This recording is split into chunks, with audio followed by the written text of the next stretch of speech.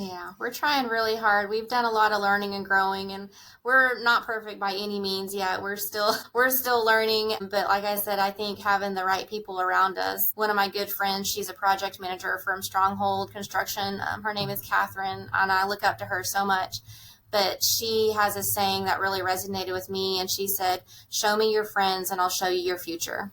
Mm-hmm. So it's really about who you surround yourself with. Hey everybody, welcome back to another episode of Building Scale, specifically the Building Connections series, where I get to meet interesting people and talk about whatever's on their mind generally. We usually track it back around to business, and in this case, an amazing person that I met through another guest. So shout out to Zach Simmons of Stronghold Construction, who introduced me to another Oklahoma construction company, WDS Contracting, with Jenny Williams. And very interesting conversation we had, very life-based, not necessarily just strictly business, of how her and her husband started this business. And 20 years plus ago, you enter kids into this scenario, started as that dirt earthwork company, now doing full-blown construction management, for both commercial, federal, and doing it in unique ways when it comes to how contracts are put together. So it was funny because when we first met, she said, "I don't know, the podcast thing, I'm not sure I have anything to say." And after we talked a little bit, I was like, "You have so many amazing stories about like the real deal entrepreneurship that you have to share. Please come on the show." And she agreed to, and the rest is history. Essentially, we dig deep into life, not just how business needs to be ran, but how life is impacted that way, mindset, and how that goes into this. So it was really just a great episode to connect with Jenny, and I hope you enjoy it as much as I did. And again, shout out to Zach for the introduction. And here's our conversation. So Jenny, it's a family business, you and your husband. How did this all start? Where's the beginning origin of all of this? Well, it definitely wasn't very impressive. We had very humble beginnings. We started off really small, just mainly doing just me and him, and we were just doing mainly small scale residential work, like ponds, house pads, things like that. We are in our 20th year now, so congratulations, that's huge. There's been some growth since then, but yeah, we started off really small, and then grew into doing commercial work, and then from there transitioned into federal work. We got our DBE certifications, and then recently we've transitioned into doing construction management using alternative delivery methods, and we've had a lot of success with that. So it's been a wild ride for sure. That's awesome. That's massive growth from little tiny humble beginnings, as you say, Mm-hmm. all the way through, hey, I'm doing work for the government now, which is not to say that like that's always the landing spot, the promised land or anything like that, but that's way bigger than in doing somebody's home. So right. Let's walk through some of that. How do you go from doing a small job to then eventually getting to doing not even your trade anymore, now construction management at a federal government level? Yeah, no. So, I mean, honestly, I would try to put my finger on one thing that, brought us there, but it's just been a mixture of different things and kind of different opportunities that presented themselves at different times, some that we weren't even expecting or looking for. And it was just like, I'm not sure if we can do that. Okay, let's give it a shot. And then it turned out to be the best thing that ever happened to us. And when I say that, I'm specifically talking about the CMGC delivery method. We had showed up to a pre-bid meeting, not really knowing what to expect. First, it was a bundle of 17 projects. We get in there, we're like, okay. And like we had talked earlier, with us being construction for 20 years, you kind of feel like the system's kind of broken. Mm-hmm. And when they started describing this method, we're like, wow, okay, this makes sense. That you have, essentially early contractor involvement, where the builder is part of the team with the design, and they're bringing the design along, and you've got, value engineering and innovations going into it, and you're building it as you go. Something that's really stood out for us in this process, we are consistently seeing 30% to 40% savings on cost, and then about 50% savings in time utilizing that method. So wow. I would say that's probably been the biggest thing for our business. About 2 years ago, that's what changed the trajectory of our overall business and how we do things. So dirt before, right? So Uh-huh. that's Yes. the dirt life.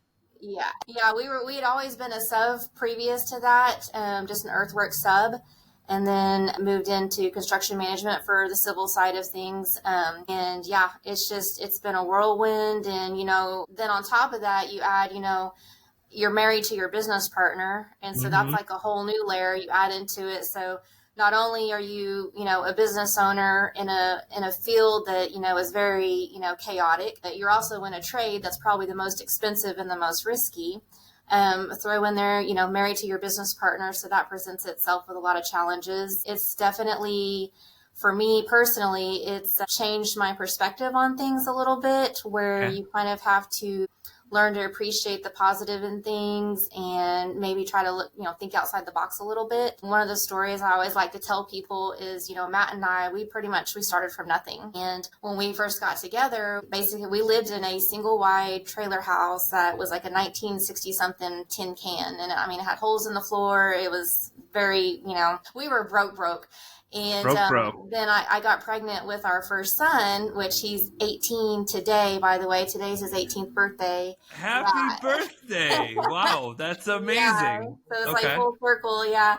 And when I got pregnant, I was like, oh man, we need to fix this up a little bit. So, I mean, we got a double wide trailer. Then we moved it in there, which, I mean, after we moved that in there, we thought we were high rollers. You've got this nice new double wide trailer. And I don't know if you know much about Oklahoma dirt, but it's red. And so, being in the dirt business, when Matt would come home with dirty boots every day, this trailer house, it already came with the carpet and curtains and the whole deal, and the carpet was white. And so every day, I'd be at home, taking care of babies, and he would walk in the door with muddy boots, and I'd get so mad. I'm like, how dare you? Don't you know that I've been here cleaning this house, cooking all day, taking care of these kids, and you're coming in here with these muddy boots? And it just really got under my skin. And then finally one day I just kind of sat down and I thought about it, and it was just like this epiphany hit me, like, you know what? These muddy boots represent that he is going to work every day, that we have work every day, that we are paying our bills, that he is coming home every day and he's not out at some bar, and so now when I see these dirt clods, it's like, okay, it's a reminder of all the things that have brought us where we're at. That, and I invested in a really good carpet shampooer. So, but yeah, that, things like that, you kind of just got to take it in stride, and maybe changing the perspective, I think, has a lot to do with being successful and having long-term viability in this business. And so that for us has worked really well. That's that's a great reminder for everybody, because like you having lived through many homes with women that ran the home, I totally could see the, hey, I just cleaned the floors. I can hear this in my brain, but then to have the perspective of like, yes, I am muddy, I am dirty, I am Mhm. full of earthwork as I come home from work, to be reminded, like, what does that mean though? Like, why is there the positive, which I love. So kudos to you for hitting that perspective and then Well, having thank that you. It shift. took me a minute to get there, and every once in a while, I still need a good reminder. But it's definitely been a learning and growing process for sure. Navigating family, kids, work, and then trying to do it all the right way, and you feel like you're not, and you feel like you're not doing enough, or there's Yeah. the work life balance, that's a myth. So, but yeah, it's definitely a process. Yeah, so what are family dinners like when you are not only a family but also business partners? We talk about dirt a lot. Yeah, a lot of dirt talk. Yeah, yeah. And so I think that's kind of what makes our situation unique too, is with him being in the field side, me being in the office side, we're literally having there's, sometimes there's a disconnect between those two sides, right? Well, we're literally having that dinner table conversation of, how the job's going, things that we can do better next time, ways that we can improve our production. And that way, when I bid the next project, I can keep that in account. And so it's just constantly shifting and evolving, based on those discussions that we're having at the dinner table with our family. Mm-hmm. And like I said, our son that just turned 18, he's actually an employee of ours too. He operates heavy equipment. So Wow. he's coming Okay. in there and, he's putting his 2 cents in and kind of bouncing that off of mom and dad. And what do y'all think about this? And, or here's how I overcame this challenge. And hey, we hit some unsuitable soils, but we overcame. And so it's pretty neat to get to do that. That's super. That's got to be amazing that, obviously you started the business before he was around, and now he's in the business, and now giving you input or advice in whatever way that comes. That's got to be quite the complete the circle feeling, There's which always is something to amazing. talk about. Oh yeah, for sure. So CMGC. So you a few years ago you go to this thing and you don't know if you're going to be able to do the work or complete the projects. So let's give people a quick rundown of what that means, as well as where are the advantages. I mean, you obviously talked about like savings on the cost side as well as in the time side. Most business owners would be like, well, I like saving time and money. That's generally a good thing. So That's fun, right? yeah, Yeah. yeah, no, for sure. So let's talk about that. Yeah.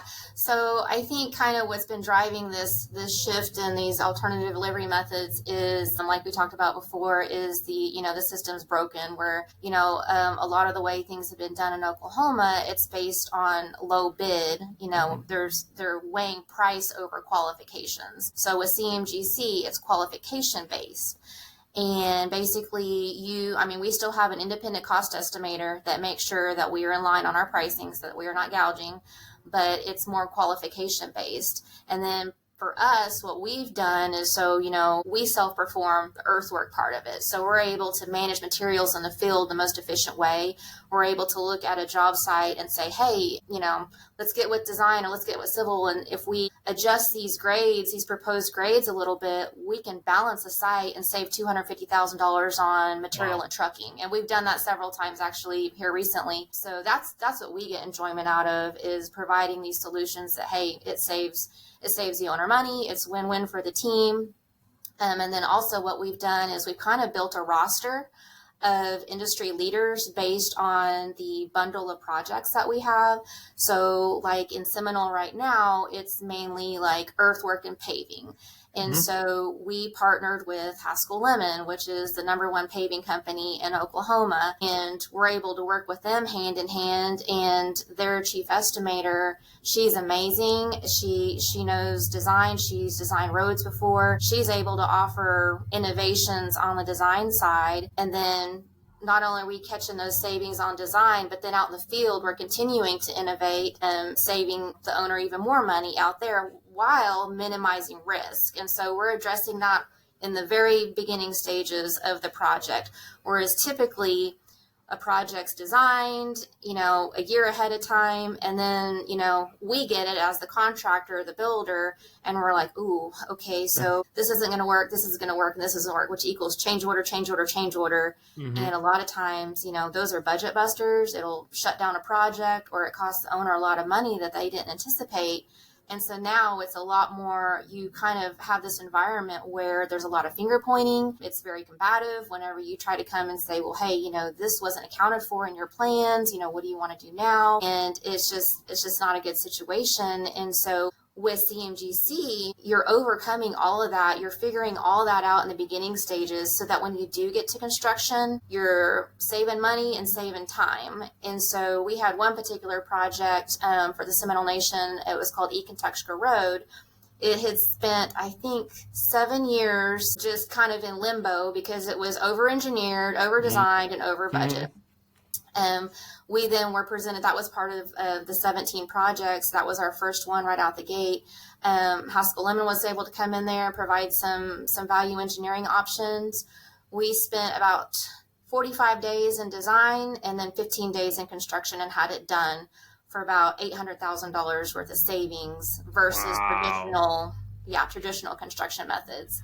So this is where we hope the industry is going, and why we're big fans of CMGC.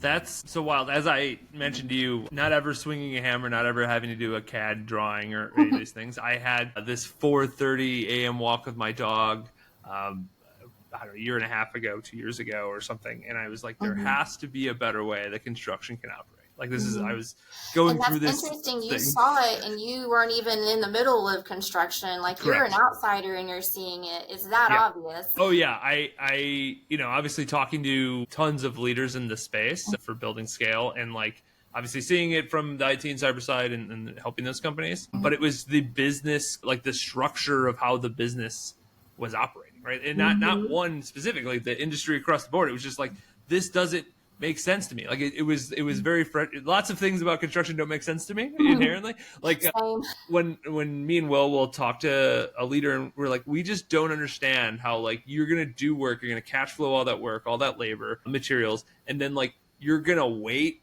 hopefully 90 days, maybe 120 days long Mm-hmm. until you get paid on that thing. Just to us is insane. Like that's like Yeah. that idea ever. Like Yeah.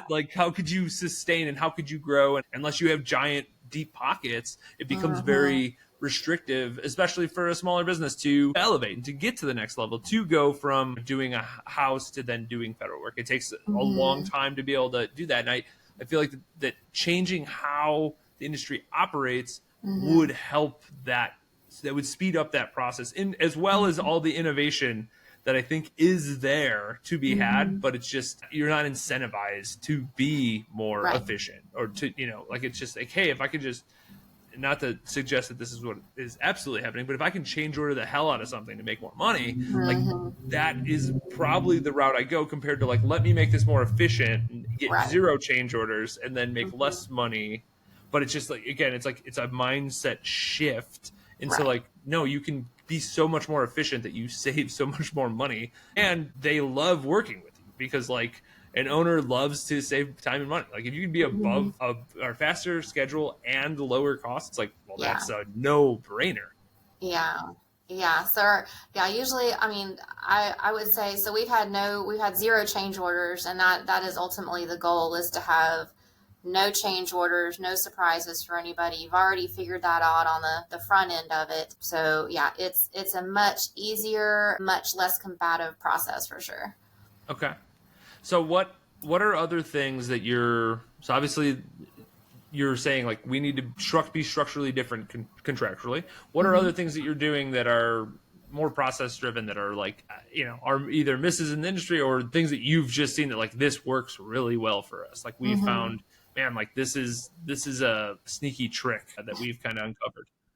Yeah, so I think kind of the another aspect of that would be kind of, we've learned to really embrace technology with not only the field side but the office side. And so it's not so much a sneaky trick, but it absolutely keeps you accountable, and it's digital data that cannot be questioned. It'll hold up Mm-hmm. in court. So, we've had instances where, a lot of times a dirt contractor will just go in there and say, hey, I moved X amount of dirt, write my check. Mm-hmm. How do you know? The owner, a lot of times an owner has no way to verify that, No. and so we go in, we have GPS on all of our equipment. It tells us exactly where we're at, how much dirt we need to move. And we also utilize ag tech software on the Okay. office side. All right. And so what that does is it allows me to go in and compare surfaces proposed against existing. We then are able to provide our owner with a 3D model of what exactly their job site will look like. They can see all the cuts, the fills, they can see the dynamics of the job site. A lot of times we'll have an owner say, well, we just want to do phase one first. And well, phase one is a huge import job. But then we look at the overall site holistically, and it's like, well, phase two is an export site. So how about doing all the dirt work all at once? You don't have to build all your buildings all at once, but just do your dirt work all at once. Your site will balance and save you a ton of money, time, all that. And so AgTech's a huge part of that. They have a really neat site balancing tool too that will basically say, hey, if you can adjust your elevations by X amount, you can balance your site. And they also have it's a rock alert where you can put in your geotechnical data of where all your layers of rock are. So Okay. that's a huge change order in earthwork is, you go out there and, surprise, you hit rock. Well, now you have to excavate rock, which that's a huge cost. And so with AgTech, you can actually go in and make your strata layer of where that rock layer is. You can quantify it. And so again, that's something you can address on the front end versus it being a surprise on the back end and, causing problems. Yeah, I find that what's the saying, a measure twice, cut once kind of Yes, concept, where it's like yes. if you just plan a little bit more, like if you Mm-hmm. just take that time to really dig into some details, Mm-hmm. you can be so much more efficient. Right. which then obviously creates the savings. Mm-hmm. So is usually something you don't find in construction companies, at least certainly not until they get to a very large size, and then they start saying like, we need an innovations team or something like that. Mm-hmm. How does technology help in regards to getting people to essentially come work for you, or labor, just labor in general, right? That's a huge issue. But if Right. you are being more on the forefront of both contractually, hey, we're trying to do this different, which then has a full impact across everybody in the company, and we're trying to be more technology forward, like, what does that then create for your people? Right. And so I would say, number one, it helps recruit and attract potential employees. They like the nicer equipment. And so your equipment that has the GPS on it obviously is going to have a cab and all that, where sometimes you see this ancient, rust bucket out there. And so it obviously it attracts them right off the bat. They're like, wow, that's cool. And especially with the younger generation, they're kind of techie anyway. So they want to be able to, have a screen that shows them exactly where they are in relation to the job site and how deep their cut is and where they're at on that. And so for us, it's neat because you can take those plans, they're digitized, and then it's put into a 3D model into the machine that's then up on a screen where your operator can then look at it and feel more confident that they are where they need to be. They're basically only having to do it once instead of having a bunch of rework. And so for us, you can do twice the work with half the crew. That will, again, more efficient, right? It seems to keep coming back around to that. So then how do you find new recruits? What's the path for recruiting for y'all? Yeah, so since we have 3 boys, it comes pretty naturally to try to, reach out to high schools and things like that to generate that interest. And, hey, have you ever looked at a career in construction? And so we have a lot of fun with that. We've gone to a lot of events where, there's heavy equipment simulators. And we've got some organizations here that just travel around the different high schools, and they bring a heavy equipment simulator where there's a headset, a virtual reality headset, and they're on the screen you can see them. They're moving dirt around or moving materials, and they love it, and they've never been exposed to it before. I heard a story. We went to a construction rodeo a couple weeks ago, and we were so appalled that some of these poor kids had never even been on a construction site or knew anything about equipment or had any idea what that entailed. And there was a little boy that was asking, well, hey, do you think you might want to have a career in construction? His answer was, well, yeah, but I don't want to hold a flag in the middle of the road. That's all we thought it was. And so we're like, no, okay, yeah. And so I think just kind of getting exposure out in our communities with the high schools, that's something we're big fans of. Like I said, with us having 3 boys and one of them that actually works for us, he's able to actually go and speak to these kids. He spoke to about 200 of them at that construction rodeo, and they can relate to him because he's their age. He looks like them, he talks like them, and so he was able to relate to them in a way that we couldn't.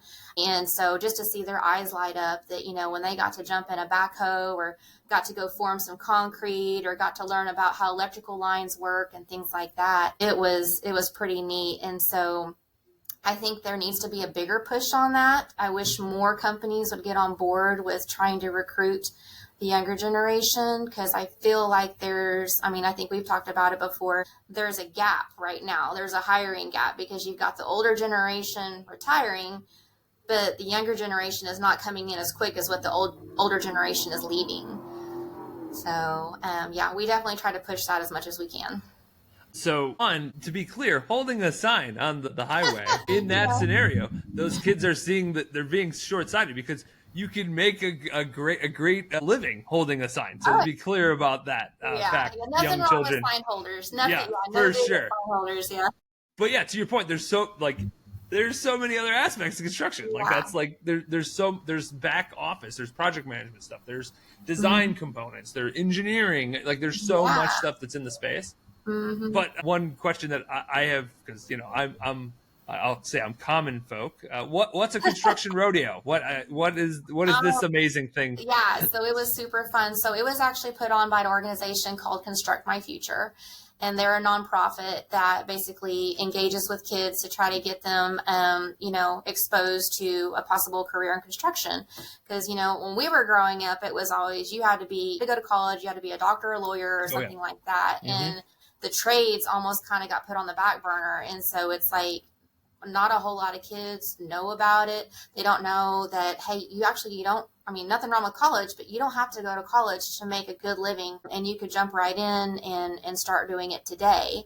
And so that basically they started off with interviews. They had all these kids from all different schools, country schools, inner city schools, come in. They ask us questions about, what do you do? What is your company about? And so we got to talk about that.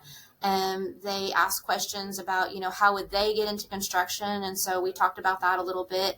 And then the second half of the day, everybody went outside, and there was some equipment dealers that brought out, excavators, loaders, track hoes, backhoes, dozers, had them all lined out up there. And then they even had games set up where, like, there was bowling balls set up on these poles, and the goal was to take the bucket of the excavator, get the bowling ball off the pole, and then dump it into the bucket next to it. Wow. And then, so all these kids are super competitive, so now it's a game, right? And so they would do that. Well, then if you could get the bowling ball, then they switched it over to a tennis ball.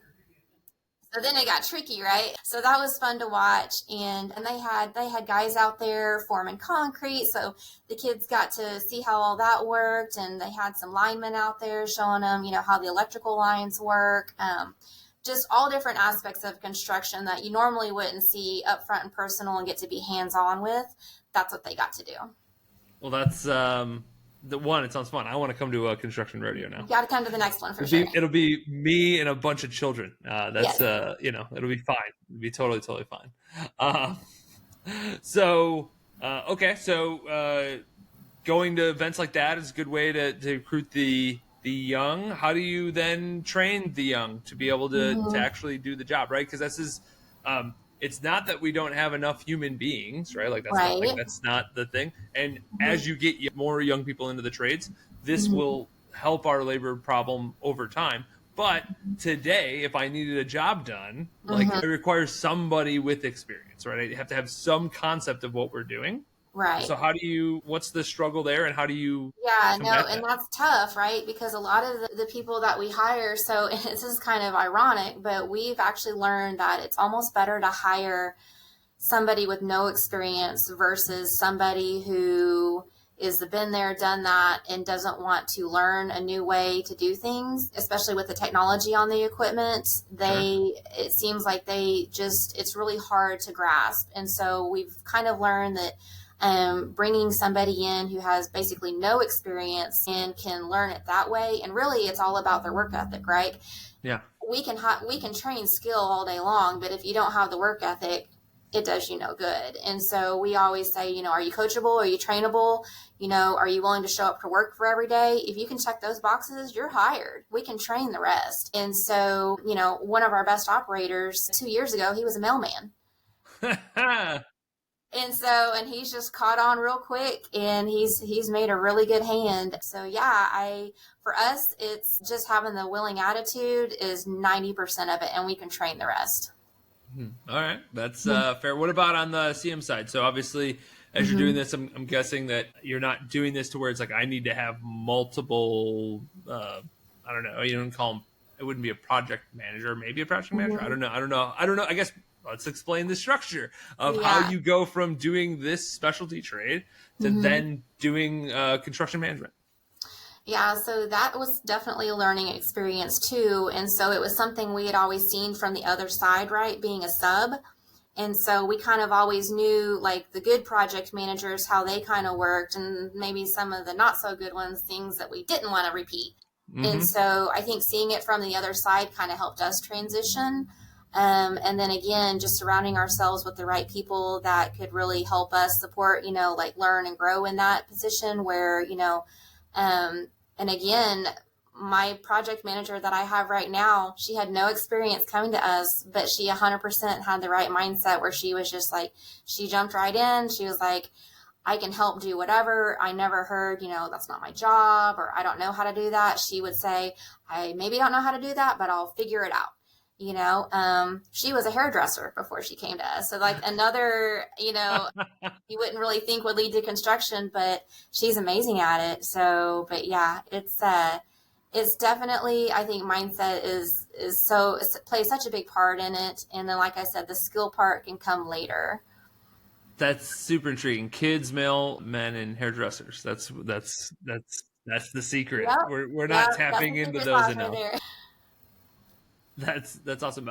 You mentioned the mindset shift, obviously, with the model, how you're attacking jobs or how you're looking at jobs, because that's not the common, right? Like, because we're still living in the reality that lots of jobs get low bid, right? Like, or even like a design bid build, right? Or something, like there's other models that are out there that are more dominant than a CMGC. How do you balance taking work, right? Obviously, that's where you want to go. This is Right. the vision And we that you still believe. do both. Yeah, we Yeah. 100%. Like, yeah, there's a side of WDS that does the construction management and CMGC and progressive design build. And then there's another side of WDS that we still do. We're still just the earthwork sub. But I think where it's benefited us is we take the mindset from the CMGC progressive design build and we apply it to where we're a sub, and we try to, still bring those things to the table. Yes, we're still a little bit later to the game, but if we can present those ideas or those options to that owner or that general contractor, I think they look at us then more as a trusted partner because they know we're looking out for them. Yeah. And so they're happy with us and they'll continue to use us for their next job.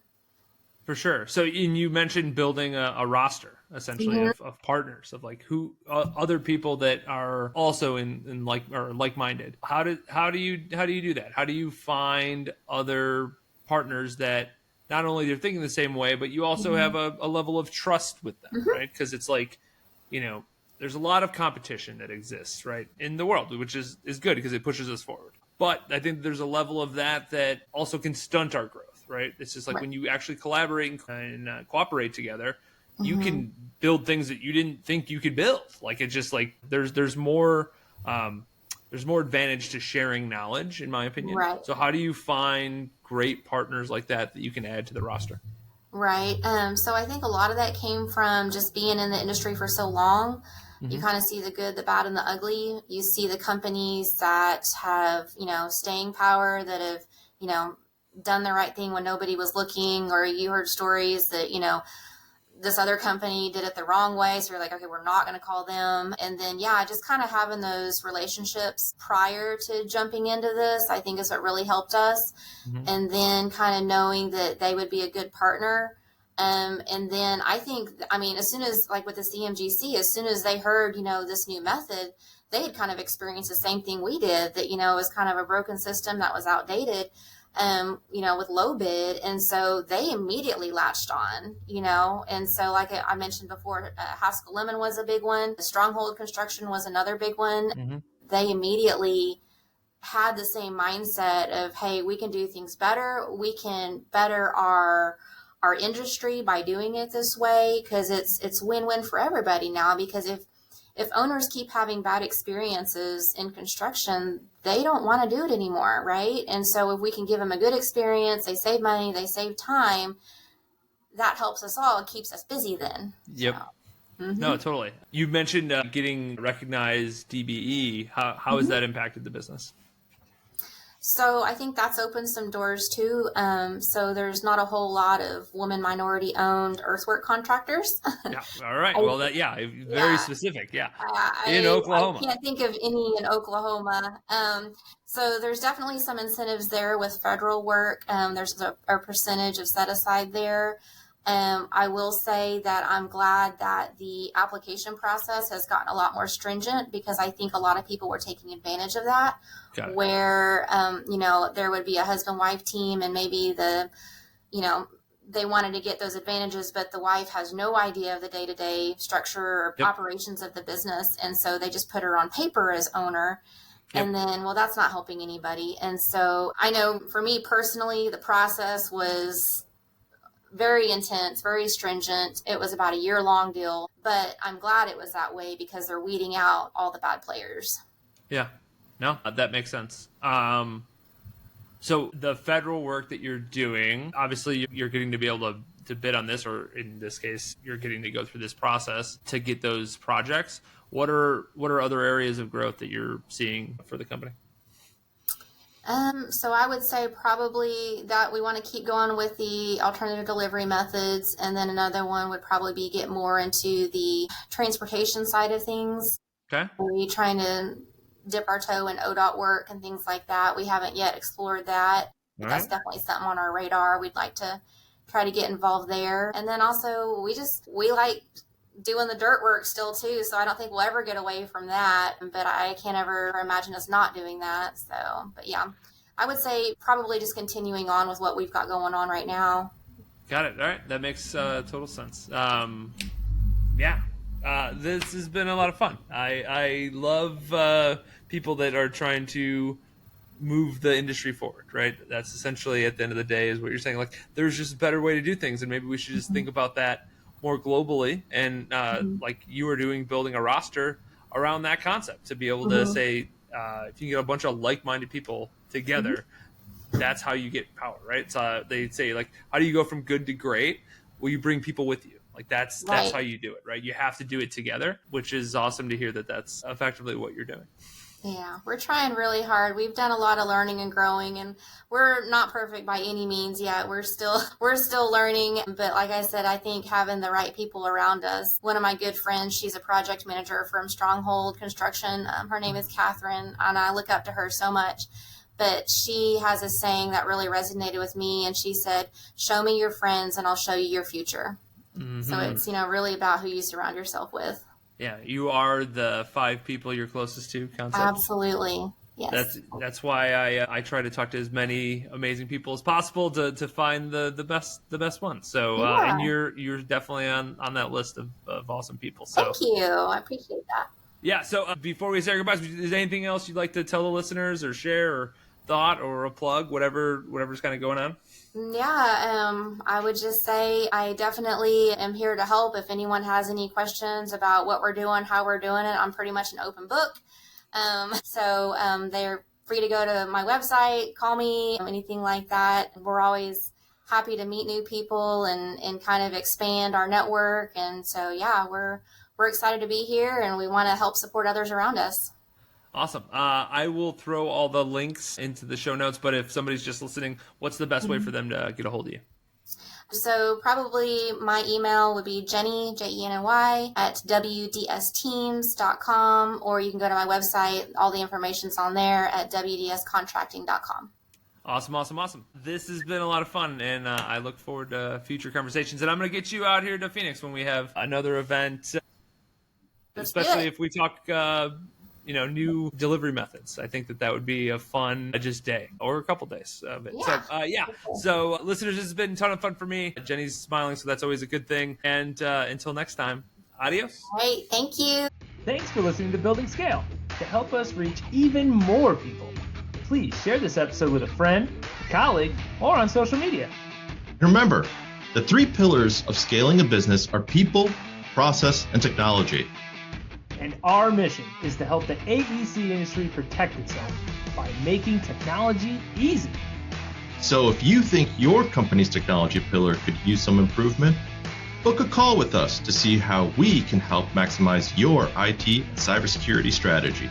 Just go to buildingscale.net/help. And until next time, keep building scale. Scale.